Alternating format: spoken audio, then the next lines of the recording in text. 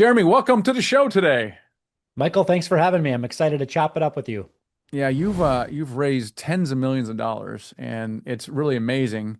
And I want to dissect kind of how you did that because it's not easy to do, and you've done it. But I want to know kind of where you came from. Like at one point, because no one wakes up one day and goes, "I'm going to raise $10 million," right? There's always like a little bit of a story.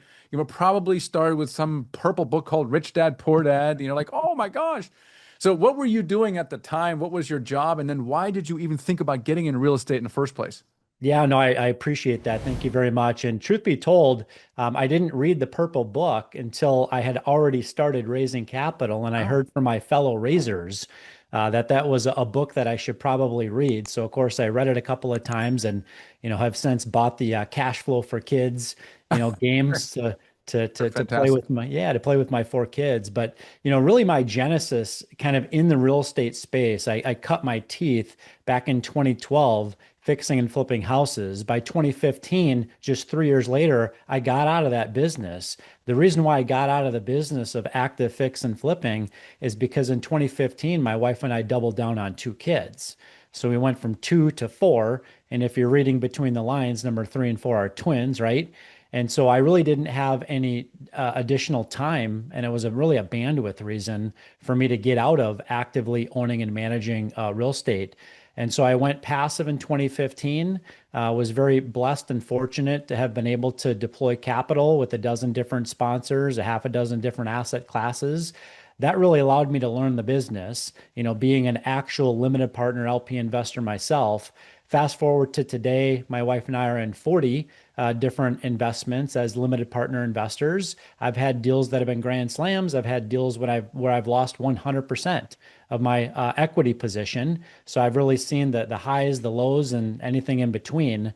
But really, the reason why I was able to raise $50 million in less than 2 years, as a capital raiser, is really one part because I personally have been investing my own cash in deals, and so I have some skin in the game, right? I understand the business as an actual LP investor, not just somebody that's reading about it on the outside, right? And maybe being manipulated by some of the words that, some other raisers, might say in the social media sphere. The second component to that is I spent the last 25 years in technology sales, okay? And when you spend that amount of time in a highly, what should I say? A very highly stressful type environment, which that environment is all 100% based upon my ability to build relationships and add more people to my network. When I got into the space of saying, hey, why don't I start bringing these investment opportunities to my extended network? I already had an in place network in place of people that already know, like, and trust me, right? And so, yeah, go ahead. Yeah, so okay, you're in sales, you're a high income earner, you're pretty busy, and you decided to start flipping houses. Why? What were you trying to do? Did you think that the $25,000 or was going to make a material difference in your house? Like, why did you do it? Yeah, I did it because my wife and I watched an HGTV show one night and we decided that sounded super sexy Mhm. and I already had an in-place team in place and here's why. Okay. My wife had a knack for interior design. Okay. She stepped off the W-2 hamster wheel almost 20 years ago when our firstborn child was born. Second to that, my dad at the time was a licensed general contractor. So we already had a GC in place. And number three, it wasn't difficult for me to max out the 401k in the first quarter of every calendar year because I was a seven-figure income earner in the technology sales space. So for me, I was looking for a place to diversify outside of Wall Street into Main Street. And when it comes to Main Street, you either start up a business, you buy into a franchise, or you cut your teeth in the real estate space. And that's really where I got started. All right, talk to me about your decision to pivot away from single family houses. What I heard you say was it was a bandwidth issue, right? And so what was it about single family houses that was a bandwidth issue? Why didn't you continue doing that once your twins were born? Yeah, honestly, the challenge for us was really I was juggling at that time two full-time jobs. You don't originally get into the space of active fix and flipping or owning single-family homes by consuming 40 hours of your work week. it really started out as a side hustle and I continued to grow and scale the business. And it just got to the point where honestly, I had no further bandwidth. I have four children, or I had four children at the time. My two older boys were actively involved in hockey, which in the state of Minnesota is a year-round sport. It's every evening, it's every weekend. And I looked at my wife one day and I said, honey, I'm riding two horses at the same time right now, and we got to let one of these things out to pasture, right? And so, because I was a high income earner, in addition to the fact that I had this growing real estate portfolio, we had to make the tough and difficult decision to stop actively owning and managing a real estate portfolio and instead pivot to a passive limited partner investor role, which allowed me to basically be able to gain and glean, some of the same benefits that I was as an active owner, just now doing it on the passive side. And how did you get into that, right? Because people are like, okay, it's my first investment. They feel very uneasy about it because everyone invests in stocks. So the idea of investing passively, they do what you did, flip a house or they buy a rental property and like, oh gosh, this thing's only making $150 a month and it's a pain in the ass, But then you're like stroking a $50,000 check to some guy and it's not your financial advisor. How did you overcome that, that gap? Yeah, I like to tell people I got into the space of being a passive investor by holding my breath, plugging my nose. Okay. The truth is I really didn't know what I was doing other than one thing, and that is I knew, I liked, and I trusted the main operator. Okay. This actually happened to be somebody that I got to know through a networking event, and we really hit it off. And he knew of my challenge going from active to passive and my desire to continue to invest in real estate but not have to trade it for more of my time, right? And so, really, the timing for me was perfect. And that's really how I got into the space. And honestly, analysis paralysis has never really been a challenge for me. Through my entire adult career, I like to make messes and clean them up. I fail forward. I learn by doing, right? And so, yes, I do think it's important to do all, have all the education you can and continue to further educate yourself on the different types of investing strategies and alternatives. But for me, the best way to learn is by doing, right? And so I deployed that wire transfer, holding my breath, plugging my nose, and really honestly hoping for the best. But through that process and that experience, it allowed me to further continue my education journey to really get to know what is important when it comes to evaluating whether it be a deal or an investment sponsor, being able to dance around an underwriting spreadsheet to really be able to truly understand, one sponsor's conservative underwriting principles versus another sponsor's conservative underwriting principles, and really being able to dive into some of those details to really determine that I'm putting myself in the best case, scenario to protect and preserve my investment capital. Yeah, it sounds like you became a little more sophisticated over time as you start looking for more deals and you say, okay, I'm going to do this a second time, but maybe I'll ask a few more questions, which back in 2008, I did not do. I read Rich Dad Poor Dad in 2004, had all the software IPO money, and I was so hell-bent on deploying it to get me the passive income. I almost didn't care who I invested with. I invested a lot of money with a guy like, the local RIA, right? Great guy. He's been there for years, knows everybody, invested like a bunch of money with this guy. And it turns out he was completely incompetent. But I didn't really ask questions about it was a development project, which is the first time he did it, which should have been a flag for me. Probably not a great idea to be the guinea pig on this guy. And I find, especially in the heyday, investors are not really, or were not really asking a lot of questions. Now that has changed considerably. Now they're asking a bunch of questions. But I think back in the day, maybe like the way you guys started, you didn't really ask a lot of questions. Like, I like you. Here's $100,000. Yeah, I know exactly. And there's a lot of people, quite frankly, that are investing, Michael, based upon, whether they know, like, and trust the sponsor, but they're also investing based upon track record. The challenge is right now is we don't really have a defined track record for a lot of sponsors because a lot of the deals that are in distress currently aren't showing up on the pitch deck because they haven't disposed of those assets yet. They haven't sold those assets. So by definition, they're not really part of their, I'll call it track record, right?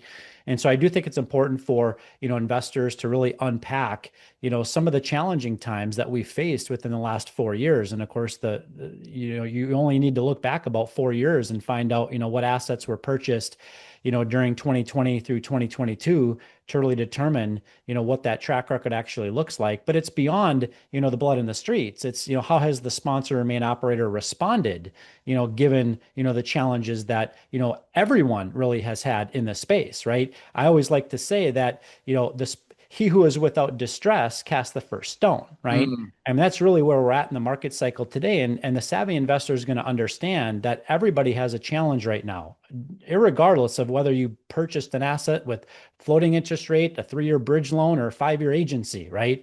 Everyone has challenges and distress right now. And how is one sponsor, team handling it, over another is really important to unpack. Well, that's exactly right. And I do believe that if someone says they're having distress, they're probably lying. And so I think it's unfair to not invest with an operator who's been around a decade who has distress. And this is very difficult right now for the investor to decide, well, who's actually the good operator, and then who are the ones that probably aren't a good operator. And it's really in the response of what's going on. So how can people find, I mean, how can you have a conversation with an operator, figure out which is it? Yeah, no, it's a great question. And really, it comes down to the level of transparency of that operator. And I think it's really important, if you're an operator in the space today and you have distress in your portfolio and you're on a new investor call with a potential net new investor, you need to lean in to some of the challenges that the industry as a whole is facing right now. And you need to explain to that limited partner investor, heart to heart, face to face, eyes to eyes, this is exactly what we're doing in order to best support and preserve and protect, our investor capital, and how we continue to put our investors before our own, interests, right? At the end of the day, everybody's going to understand the three main risk factors when it comes to investing in real estate, okay? There's really only three of them. There may be others, but you can put them into one of these three, right? You have operation risk, you have execution risk, and you have market risk, okay? Operators can control the first two, they can't control the third one, right? They can mitigate against market risk, but at the end of the day, did anybody predict that the Federal Reserve Bank was going to increase the Fed funds rate from 0 to 550 basis points over a 16-month period? No, nobody predicted that, right? Not even the experts in this space were predicting that. Did people predict the global financial crisis? Maybe some did. Did some people predict 9/11? Did some people predict, COVID, right? People don't predict these things, right? These are things that are called black swan events in the space, right? But the operator and their team and their ability to mitigate against operations risk as well as execution risk is absolutely something that they can do. And so the savvy investor is going to drill into the team, their transparency, their track record, but beyond that, they're going to really want to unpack, times of headwinds. In real estate space, I think maybe I stole this line from you or somebody that we mutually know, but in real estate, birds fly, fish swim, real estate falls apart, right? It's just what happens in the space. It's normal, right? The same thing happens on Wall Street, happens in Main Street, right? And so really at the end of the day, you're investing in that team and that sponsor and their ability to mitigate against some operational execution as well as market risk factors. The problem with investing in general is it's a lot of how people feel, what their sentiment is, right? So back in 22, everyone was plowing into multifamily, right? And objectively, it was on the higher end of the risk spectrum, just based on where we were 2.5, 3 years ago. And it was probably not the great time to back up the truck. Now, on the other hand, in my opinion, is the time to back up the truck. If you can find the deals, it's just a completely different environment. The problem is a lot of fear in the marketplace. And how can investors, both active and passive, by the way, right? Because there's a lot of passives like, I'm out. That was bad. I'm never doing that again. A lot of actives like, oh yeah, I heard a lot of. I'm not going to do that either. Multifamily or whatever is bad. How do you help your investors navigate that thing? Yeah, no, it's a great point that you bring this up, and I'm glad you are. Everybody likes to think that they make decisions based on logic and fact. The truth is that we don't. Okay. Humans don't generally make decisions based on logic and fact. They make decisions based on emotion. Okay. We do that when we invest, and we do that when we shop at the grocery store or the retail outlet. Okay. That is just human nature. The advertisers, they all know this too, right? And so, really, at the end of the day, when it comes to investing, you're trying to do what you can to minimize or mitigate that emotional connection, to the business, or that emotional connection to the lead sponsor or operator, or that emotional connection to the highest IRR presented on a pitch deck, right? Very difficult to do, but there are some very basic level questions that all investors really should unpack. But at the end of the day, we all have to make decisions, right? So we can get stuck in this cycle of analysis paralysis for a long time. Eventually, we need to learn by doing. I'm a much stronger investor today than I was 10 years ago when I first got started in the space. The reason why I'm stronger today and why I can identify better deals, better operators, and better market locations is because I've gone through times of uncertainty. I've gone through times of fear. Right now, the point in which we're living in, late July of 2025, this is a fear-based market that we're in today. Okay. Right now, it is not a seller's market in multifamily. It is a buyer's market. And when I hear colleagues, friends, family, those that are my professional network sitting on the sidelines right now because they're afraid of the impact of tariffs, inflation, higher debt costs, rumors of wars, et cetera, et cetera, et cetera, that actually gives me a lot of hope that the investments that I'm making right now will likely outperform the ones that I made at the peak of the last real estate market, which was back in 2021 and 2022, when we had a lot of emotional investors getting involved because everybody was making easy money and everybody was telling the world about the investments, that they were really crushing it in. And truth be told, that was really a time that we probably ought to have sat on the sidelines when everybody was jumping into the fire. We should have been actually stepping away. That's right. Very few people had the discipline to do that. And so that was a learning lesson there is that there are cycles. We were just in a really, really long upcycle as well. You said you got to remove yourself emotionally a little bit, but obviously objectively, what are you seeing in the data and the outlook where you're saying, hey, I'm feeling pretty good. Not so much the investments we made over the last 3 or 4 years per se, but things we're about to invest in. Why is that different in your eye? What has changed? Yeah, it's a great question. So right now, I mean, most of the stuff that we're acquiring or investing into today really has a story of a distressed seller. Okay. The only stuff that we see right now that pencils are from sellers that are forced to sell their assets. And most of the assets that we're investing into today, you could make the argument that the basis is between 30 to 40% less than what that asset would have traded for just 36 months ago. So we feel comfortable in the fact that we're picking up properties, at a discount, right? But what we're also seeing, Michael, is we're seeing the amount of transaction volume from severely distressed sellers starting to slow down. Okay. Meaning we're not quite seeing as many unique opportunities out there right now from sellers that are being forced to sell. All right. What that means from my crystal ball is that we're maybe nearing a point in the bottom, or maybe even on our way in the other direction, meaning up. Okay. Again, no crystal balls here, but I do firmly believe that because of where interest rates have largely stabilized over the course of the last 9 to 12 months, if you look at the 10-year treasury, it's basically been bouncing around about 50 basis points up and down for almost the last 12 months now. Second to that, depending upon the market, you've got a lot less supply hitting the market. Absorption in certain markets is still higher. We obviously know what the new supply market looks like by looking at CoStar reports and other sources. And as you and I both know, it typically takes about 36 months for a new developer to pull a permit, resurrect a new apartment community, and lease it up. And so we have a general idea as to where the new supply outlook looks like, but we also know that absorption has still been relatively high in the markets in which we operate, which gives us a lot of confidence when it comes to things like being able to burn off concessions, right? Increase, occupancy, as well as continue to force, NOI growth. Yeah, we've seen it in markets like Dallas and Austin and Phoenix and even Atlanta. So much new supply came up from the free COVID money, and it created problems for a lot of our properties where rents were flat and sometimes even went down because these Class A had so many units they dropped their prices to Class B even lower levels. And it's very unusual from what I've gathered that this happens. So we basically Class A is the same rents as Class B or even B minus.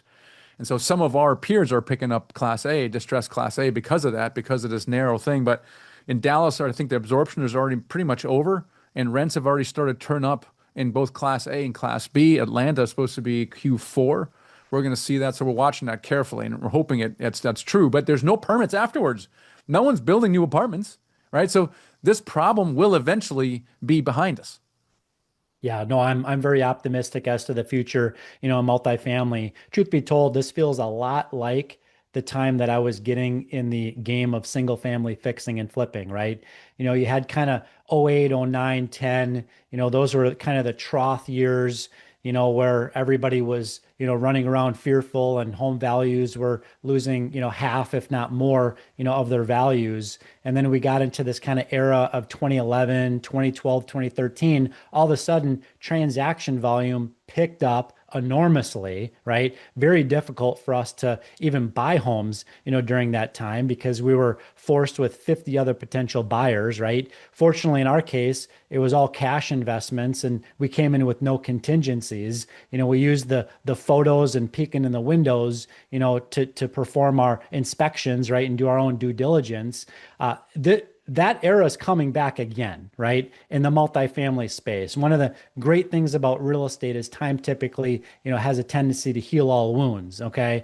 And so a big part of that, of course, is going to be, predicated on where interest rates are headed, into the future, or at least perhaps maybe stabilized. And then, of course, I would even argue bigger than that is the supply side, the supply absorption side, that imbalance, right?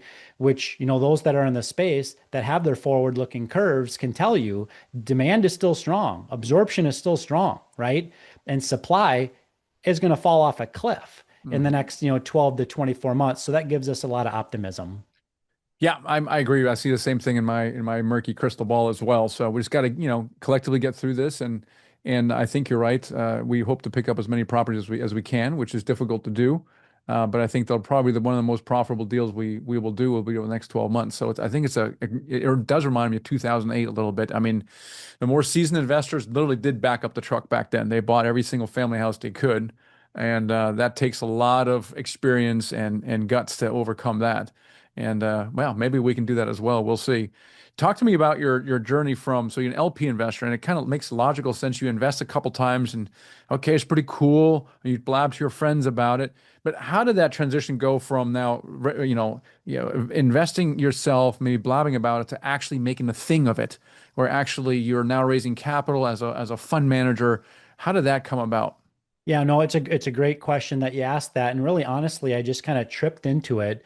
Why I say that is because I had gotten 2 dozen deals deep as an LP investor, investing with multiple operators, different asset classes, different market locations, different business plans, different debt structures, you kind of name it, right? That allowed me to really learn the business. And so then I started noticing that my wealth building trajectory was having a significant change. Now, keep in mind, I started as an LP investor in 2015. I didn't start in 2021. You heard me there, right? I started in 2015. So I had plenty of deals that had gone full cycle. I'd have deals that, had a partial or full, cash out refinance where I received, my original capital investment back and I was able to redeploy that into the next deal, being able to leverage the same investment dollar in more than one different investment. Plus I had seen the power, of depreciation and not paying capital, gains taxes on my distributions and my equity profit splits. And I learned about the 1031 exchange, right? So I was just really excited. It's kind of like when you go out and you buy a new car, all of a sudden everybody's driving the same car, right? So that was really where I was at, just 2.5 years ago. And so 2.5 years ago, I just started telling family, friends, neighbors, people that we go to church with, people that are in my personal professional networks, right? Just letting them know what I was personally up to. Well, I had probably referred, Michael, a couple $1 million in I'll call free capital, right? To operators, and they really appreciated all the referrals I was giving them. But then I learned about the fund to fund structure, and that changed the game for me, right? I understood the difference between raising capital as a co-GP and the potential, securities issues associated with that. But then I learned about the fund of fund structure and the compliant ways that I could monetize my network in a legal and compliant way because the fund itself was compensating me, versus the main, operator or sponsor. So it was really just 2.5 years ago, I had my first at bat in raising capital, was able to raise $1 million for the deal. That was my very first deal. It was literally 8 phone calls. That was it. 8 phone calls, raised $1 million. Could have raised more. The problem was, is the sponsor already filled up the deal, because they thought I would only be able to raise 250 and it was a seven-figure raise for me. So I was kind of off to the running at that point. Again, bootstrapping the whole thing together, right? Second deal, 2 million. Third deal, 3.5. Fourth deal, I'm over 5 million now, right? So now I'm rocking and rolling. I got the website set up, I got the logo, right? I hired the SEC attorney, making sure that I'm, doing everything legal and compliantly, right? And then I start to look for other operators in the space, other best in class operators that I could partner with to give my investors access to diversification, right? Which is a huge thing for me. I think it's a very prudent approach, right? Because of dollar cost averaging, because of, spreading that risk over multiple different operators, different asset classes, et cetera. And so that's really how I got into the space, is really just purely because of my excitement to let other people know about what I was personally already doing. Yeah, you had this network. You obviously have no trouble talking with people. You just need a little bit of a playbook, and raise money for people. And so you were able to raise millions of dollars in the old-fashioned way, which is one-on-one conversations. And at what point then did you start pivoting and started going online a little bit more? When did that happen, and why did you do that? Yeah, it's a great point, and you're exactly right. I mean, in the space of capital raising, it's a sales job. Okay. If you don't think it's a sales job, then you're not in the right spot. Okay. Raising capital is a sales job. So I understood that from the skills that I had amassed in the technology sales space. I understand that if you want to sell anything, it's a relationship business, right? It's a grind. It's lots and lots of one on one conversations with real individuals. Why I started leveraging social media and other outlets is to change my brand identity. Okay. Everyone knew me from a personal and professional perspective as technology sales guy. And now all of a sudden, Jeremy is pivoting his brand from Jeremy tech sales guy to Jeremy real estate guy, right? And so it took me a good 6 months of slow, methodical education and communication and creating awareness and really a drip campaign, out on platforms like LinkedIn, Instagram, and others to be able to change Jeremy's public perception on how other people saw me. Okay. It took me 6 months to do that. Once I did that, then I felt like I was in a good spot. And really, at the end of the day, what was amazing is that I really used and leveraged those platforms solely for education purposes only, to really educate my audience, those that were seeing those posts or that content, with something that I was already doing personally myself. So it was really heartfelt communications, experiences from my own personal experiences. And that caused people to have a genuine desire to want to know more about what I was up to, which is what caused people to reach out to me. People oftentimes ask me, Jeremy, how much capital have you raised through LinkedIn? We know that you post 5 to 7 times per week, and you've been doing it consistently for over 2 years. How much capital have you raised through LinkedIn outreach effort? The answer to that question is zero. Zero from people that didn't already know, like, and trust me. Okay. I have raised $0 from a cold connection on LinkedIn. Okay. So when it comes to the space of raising capital, it's all about your own human stock price. It's all about how you resonate as an individual with other people that are already in your network. If you want to raise more money, start showing up. Okay. Show up in your neighborhood, show up in your church. Okay. Go to grad parties. I think this is kind of a comical story, but my family and I went to 15 grad parties this year. Why? Because I have a graduating senior. All right. My family knows when you go to a grad party with dad, go in a different car because dad's going to show up early and dad's going to stay late. Why is dad doing that? Because I'm just walking around the backyard getting to know other dads, right? And I'm asking other dads, hey, what do you do for work? And guess what happens after they tell me that? They reciprocate it back. Hey, what do you do? Well, glad you asked, right? And so, I probably raised $1 million just attending 15 grad parties, right? Yeah, you make a good point because it's not really raising capital. It's like, oh, I don't want to raise capital. I don't want to beg people for money, but it's not that at all. It's a natural conversation, however, also a bit intentional. Because you shoot the breeze about weather, the sports, or the politics.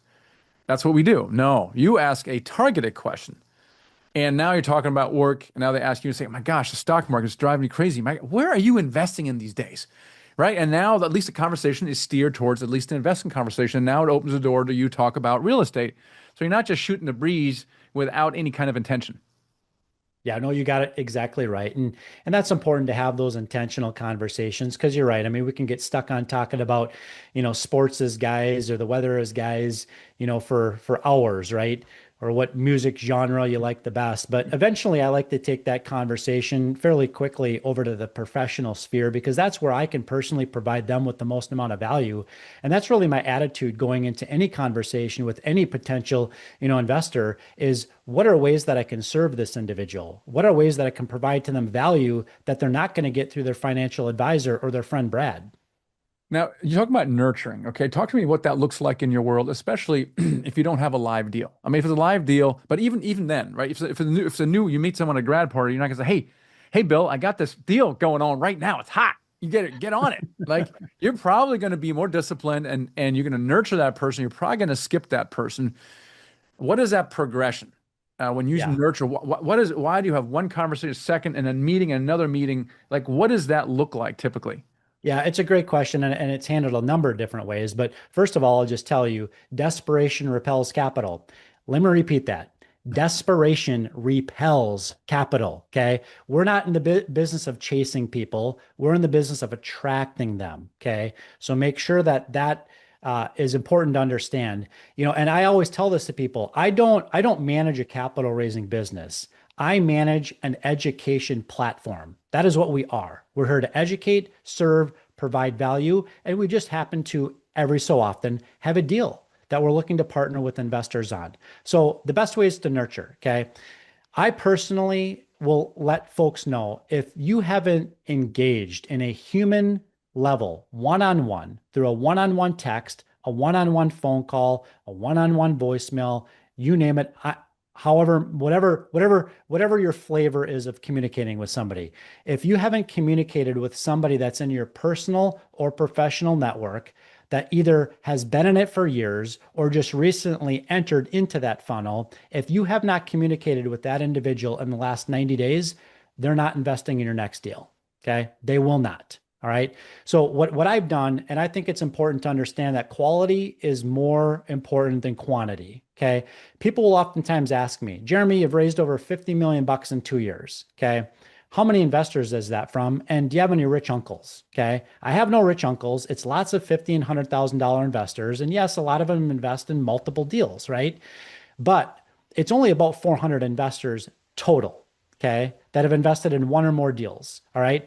I make it a point every single week, I connect with 20 of them every single week. Okay. Well, if you can connect with 20 people every single week over the course of a month, that's 80 to 100 investors that you've now connected with in that month. Okay. Well, if you extrapolate it out, I can cycle through my entire investor network, 20 connections every single week in about 4 months. So, about every 4 months, each one of my investors has either had a direct text dialogue with me, okay, or they've had an actual phone call with me, which could be 5 minutes or 30 minutes, right? Or there's been some exchange of information, some value that I've provided to them, me connecting with them on a human level. I'll give you an example, okay? I've got an investor that I know he goes to Montana every year with his sons to go fly fishing, okay? Well, what do you think I'm doing every May with this investor? I'm texting this investor every single May to say, hey, how'd it go out in Montana fishing with your sons this week? Okay. I kid you not, this past May, I sent that message to him. I didn't remember, by the way, that he goes out fishing. He told me that in our first call, and I added that in column D on my Excel spreadsheet. That's my notes. Okay. That's my CRM. Maybe you've heard of Excel before, right? That is my fancy CRM is Excel. Well, I saw that in the note. I texted him with that. I kid you not. He sends me back 25 pictures of him and his son and all the trout that they caught, right? Well, guess what else happened? The following month, when I had a new deal, they invested, Hmm. right? Not only did he invest, but his sons did too. Yeah. Well, you need a reason to stay in touch with people, which is sometimes hard. Why would an accredited investor want to talk to you, right? Unless you have a live deal. So you need a reason to connect with them. Yeah, 100%. And if you can't come up with a creative reason to connect with somebody, then find a way, right? But the truth is that your email nurture sequence and campaign, they may be moderately effective at educating and really providing a path or a journey for them to be educated and continue on that path. But nothing is going to be more impactful to your business than that human, authentic, genuine one-on-one connection with folks. What this also does, Michael, by the way, is this also puts you in a pole position to do something else that can be a game changer. All right. And that is the leverage that you have with monetizing other people's networks. Okay. Once you've developed a relationship with somebody that's not just purely based upon a spray and pray methodology of dumping a new deal on them every six to 8 weeks, you're now in a pole position to be able to ask them for a favor. Okay. So I regularly ask my investors, or at least I'll tell them, I'm looking to grow my business. The more capital we raise into investment opportunities, the more leverage I have with the sponsor. Oftentimes, the greater projected return or targeted return that you get because of the way that we structure our funds, right? So everybody wins, right? Can you please help me? That's it. I ask, can you please help me? And you know what the answer is? It's almost always yes. Okay. In fact, it's always yes. The next question is there one or two people in your personal or professional network that you think I can help serve, support, etc., in the same way that I've supported and helped you? And then you shut your mouth. And 9 times out of 10, guess what happens? They open up their virtual Rolodex, right? And they'll tell you, in fact, there's one or two people that I'd love to connect with you with, and I was thinking about doing that, right? Great. Would you mind please introducing me to them through text or email? And I'll take it from there. That's it. The reason why most people don't do that, Michael, is because they're not providing genuine, authentic value. And so they don't feel like they're in that pole position or that power position to be able to ask for help. The second thing is I think this is an American culture thing. It's hard for us to ask people for help. But the amazing thing about America is when we ask people for help or we're asked to help, of course we want to, right? So we just need to do more of that. And when I started asking my investors for help and encouraging them to introduce me to one or two people in their network, that's when I started to pour gas on my capital raising efforts. Yeah, that's so interesting. You mentioned diversifying for serving your investors. How are you? So you're diversifying. Are you outside of multifamily? Do you have plans to go outside of multifamily, or are you within diversifying within multifamily? What's your vision there? Yeah, no, we've definitely, as individual contributors or investors, as well as from time to time, we've raised capital for other asset classes like assisted living, self-storage, industrial, flex office, retail. I've even invested and partnered with an investment firm to syndicate in a marina, right? So we're definitely encouraging investors to consider, diversifying their holdings. Oftentimes, I'll have investors that will say, "Hey, Jeremy, I'd love to invest in a different asset class outside of multifamily. Do you have anything?" And oftentimes, my answer is no. But there are people in my own network, that I've met either through being a podcast host myself, or just simply are aware of other folks that are in the space that I'm happy to connect you with. But I'm not going to necessarily formalize any capital raising efforts, with that operator, other than the fact that I just know that they're in the space and I'm happy to make that connection. This has been amazing, Jeremy. How can people connect with you, find out more about what you're up to? Yeah, I really appreciate that. So you can connect with me on LinkedIn, fairly active out there under Jeremy Dyer. And you're also welcome to grab a copy of my book that I published in November last year called The Fundamental Investor. Again, it's called The Fundamental Investor, and would look forward to connecting with you out on LinkedIn. Or you're all also welcome to head over and send me an email at jeremy@rise48equity.com. Again, jeremy@rise48equity.com. So we've already gotten some amazing submissions to our 500th episode. We want to hear from you as well. So if you ever thought, man, I'd love to ask Michael this one thing, now is your chance. So head over to thefreedompodcast.com/500, record a quick video or voice memo and send it in. I'll be answering some of your questions on the show, and we'll pick a few to send some Freedom merch to you as well. So do that soon. Go to thefreedompodcast.com/500, and let's do that right now before you forget.